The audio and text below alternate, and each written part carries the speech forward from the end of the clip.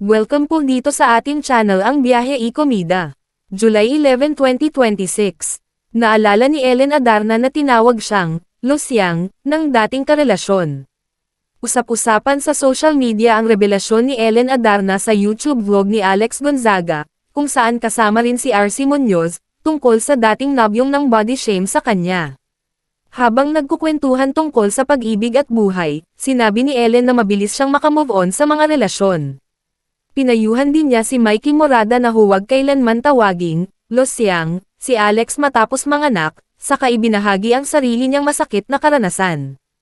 Ayon kay Ellen, sinabi ng kanyang dating karelasyon na wala nang papatol sa kanya dahil Losyang na raw siya at lawlaw na umano ang kanyang dibdib. Hindi niya pinangalanan kung sino ang tinutukoy niyang ex. Sa kasalukuyan, sinabi ni Ellen na masaya at kontento na siya kasama ang kanyang 2 anak. Inamin din niyang nagdesisyon siyang maging celibate sa loob ng 5 taon at wala na siyang interes na pumasok muli sa isang relasyon. Dagdag pa niya, hindi na niya kailangan ng lalaking magdadagdag lamang ng problema sa kanyang buhay.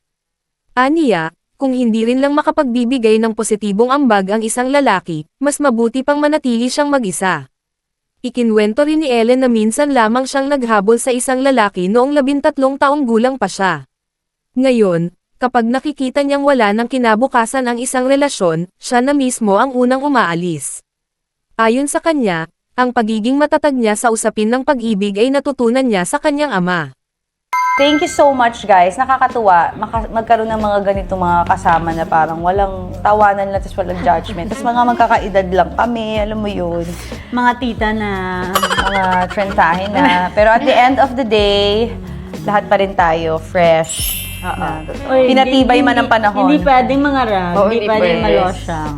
Oo, may banda pa ako. Uy, Mikey pag nanganak Oo na nga. si Alex, kalimutan mo pa yung pangalan wag ko. mong sabihin losyang na siya. Ako, Si Catherine. ako sabihin na akong losyang. No!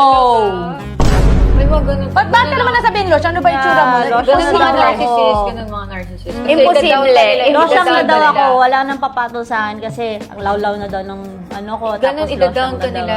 Panoorin ang buong video sa YouTube channel ni Alex Gonzaga. E-click ang mga link sa description box. At yan ang ating latest showbiz chika update for today. Please like and share ang video at huwag kalimutan mag-subscribe.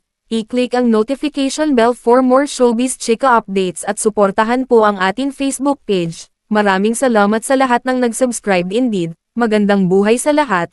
Adios.